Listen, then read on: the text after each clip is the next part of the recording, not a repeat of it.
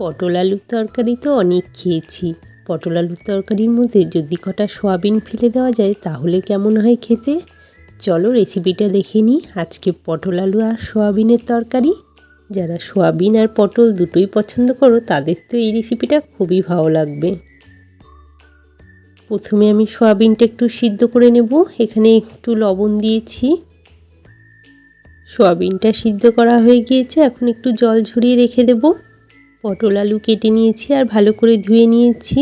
পটলটা আমি এইভাবে কেটেছি আর আলুটা লম্বা করে কেটেছি। এইভাবে পটলটা কাটলে খেতে ভালো লাগবে। আর এখানে নিয়েছি টমেটো আর কাঁচা লঙ্কা। চলো রান্নাতে চলে যাই। রান্নাটা যদি সর্ষের তেলে করি খেতে আরও স্বাদ হবে, তাই আমি এখানে সর্ষের তেল দিয়ে দিলাম। তেলটা ভালো করে গরম করে নেব। তেল গরম হয়ে গিয়েছে, তেলে আমি জিরে ফোড়ন দিলাম।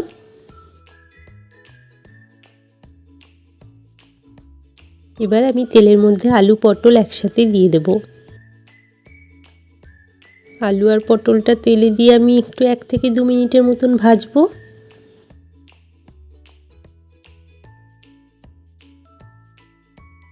এবার এর মধ্যে আমি 1 চামচের মতন পেঁয়াজ আর আদা আর কাঁচা লঙ্কা একসাথে বাটা ছিল সেটা দিয়ে দিলাম। সাথে হলুদ আর লবণটাও দিয়ে দেব।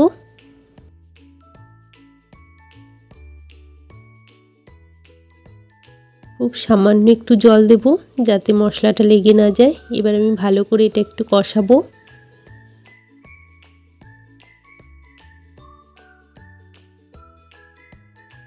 এবার আমি সিদ্ধ করা সয়াবিনগুলো এর মধ্যে দিয়ে দিলাম।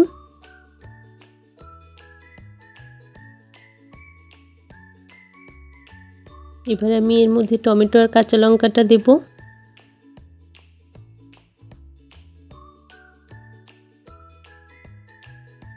সব কিছু ভালো করে নেড়ে 1 মিনিটের মতন এটাকে আমি ঢাকা দেব।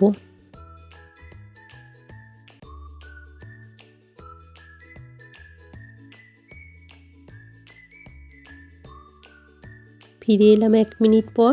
দেখো সয়াবিন আর টমেটো থেকে ভালোই জল বেরিয়েছে, একটু মাখা মাখা মতন হয়ে গিয়েছে। এবার আমি জল দেব। এখানে বেশি জল দেব না, 2 কাপের মতন জল দেব, কারণ তরকারিটা একটু মাখা মাখা হবে। মাখা মাখা হলে তরকারিটা খেতে একটু ভালো লাগবে। আলু পটল আর সয়াবিন সবই অনেকটাই সিদ্ধ হয়ে গিয়েছে, তাই এটাকে আমি 2 থেকে 3 মিনিটের মতন ঢাকা দেব।